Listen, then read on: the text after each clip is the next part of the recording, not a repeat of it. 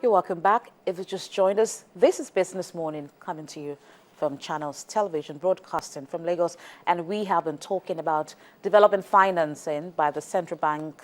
The governor of the central bank, Emefiele, was of the view that his tenure will concentrate on those productive sectors of the economy and how that can change the level of unemployment in terms of reducing it and creating more jobs. And we have been talking to Segun Akanji, the head of development finance at Heritage Bank, and also Johnson Chukwu, the CEO of Cowry Assets Management Limited. Thank you, gentlemen, for being with us in the studio.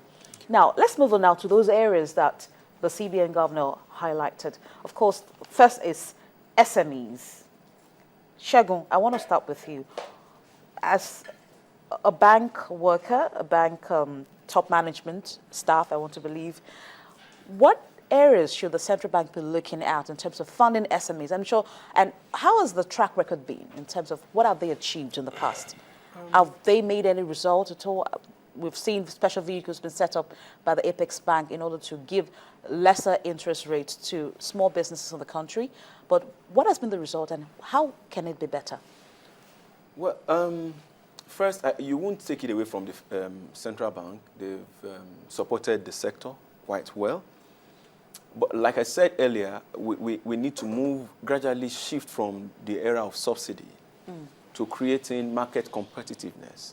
And one of the ways to do that is to provide what you may call an instrument of guarantee rather than cash. So you let the banks and the demand and the forces of demand and supply drive interest rates, exchange rates, and other funding mechanisms that the commercial and private sector can provide. For example, when you provide that kind of national guarantee system instead of cash, people are able to purchase the guarantee, use it to secure funding. Then the guarantee system can sit with the customer to understand the kind of business they do and secure collateralization from there. And then banks can take that collateralization and provide funding. Secondly, you can then open up the market for what you may call hard money investors, the angel investors, the private money lenders. For example, we need to institutionalize. You know, there is, in this country, the volume of private money lending that is going on is a massive industry. But it's not been tracked. And it's not been tracked. Businesses get money from persons, and even businesses that are not registered as to provide financing. So you call them, like you find in developed market, hard money lenders, private investors. So you need to institutionalize that market, create a policy around that market where people can functionally come out with their resources and fund businesses, particularly at the SME space, which is what you find in developed market.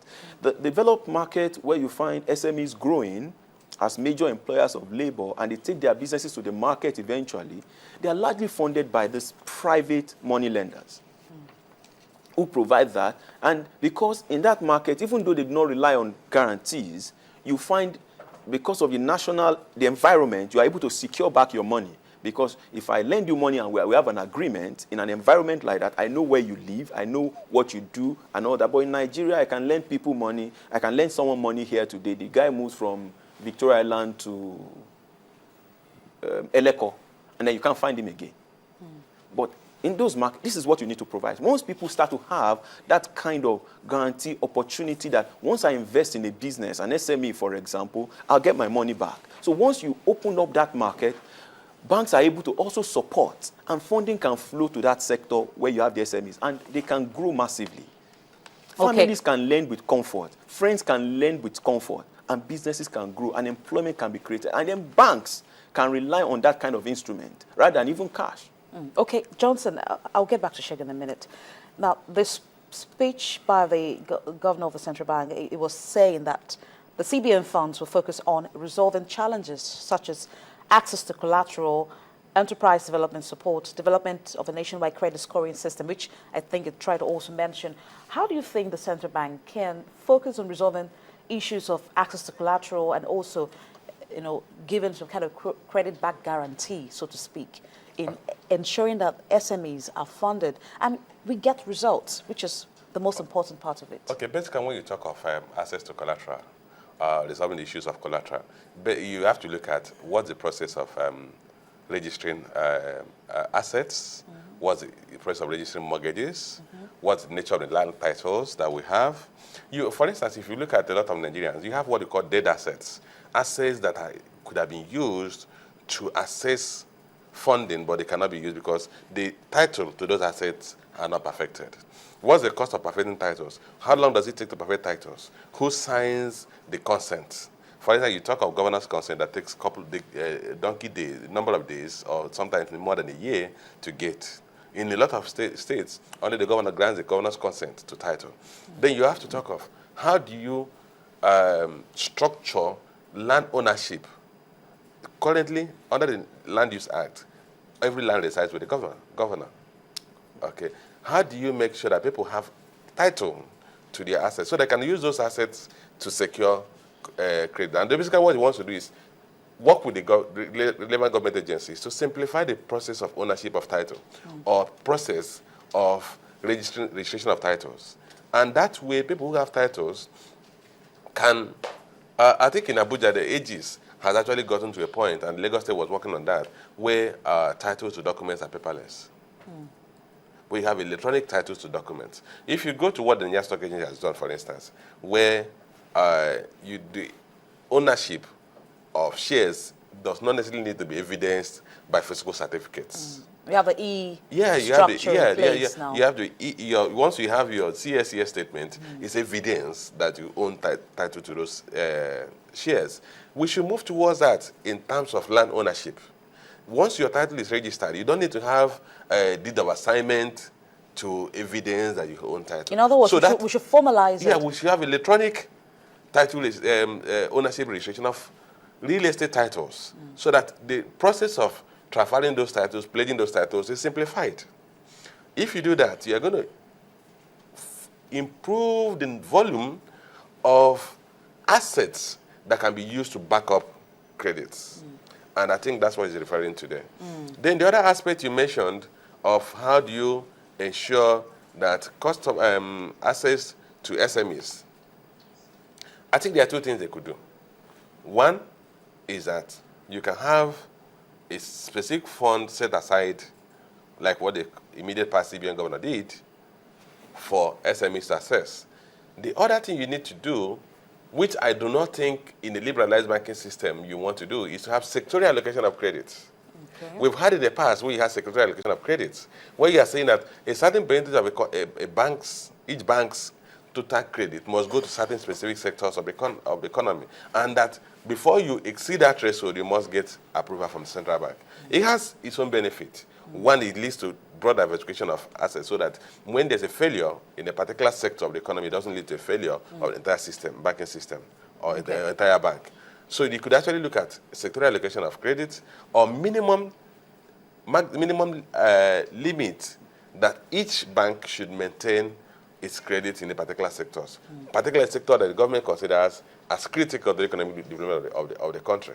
Or then they can or in the alternative, they can set aside specific funds for specific sectors. I think maybe Segun should come in at this point. I can see him shaking his head and maybe he has an alternative views to sector allocation of credit. What's your view about that? What do you have to say? First and foremost, if you limit banks to say you must lend to, you do not enforce credit.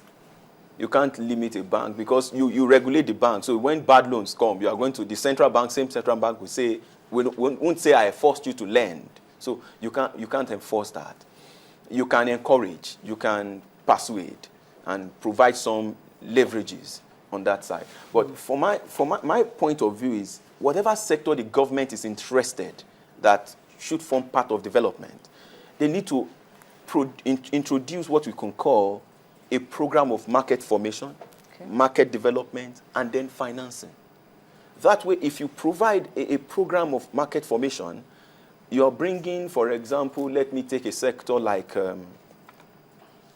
mining, which I think the federal government is trying to do something about now. Mining is not a popular sector. Banks don't want to do anything with it, or commodities beyond oil the hard commodities. Nobody wants to do anything with them because it's not a structured developed market. Now, how do you do that? The government will provide a platform of market formation. Okay. How do you do that? Look for investors outside the market Who are interested in that. who are interested in that sector. Nigerians are also interested in marketing in that market, and shake them with some opportunity. Banks can start to fund. Once people start to see that, and these products are demanded outside this market or used locally, I'm creating the market, the opportunity for the buying of the output. All right. I'm providing infrastructure and opportunity for the production. Okay, you Segun, see that to work. I'm afraid I have to just cut in there. Our time is actually up. I know it's quite an incisive discussion, and we do appreciate your time with us. There's quite a lot to talk about. We have the agriculture sector, we have the health sector. Yeah. He also talked about the power sector, which is quite massive. I want to appreciate gentlemen for coming on the program. We do appreciate your time with us. We've been talking to Segun Akanji. He is the head of development finance at Heritage Bank, and also the CEO of Cowry Assets Management Limited, Johnson Chukwu. They've been talking about development financing in the country, as the central bank governor, Godwin Emefiele, has said that he will concentrate on that in order to ensure that the Nigerian economy grows further. And that will be our edition on Business Morning. Thank you very much for being a part of it. We do appreciate your time with us. I am Bolaji Akinwale.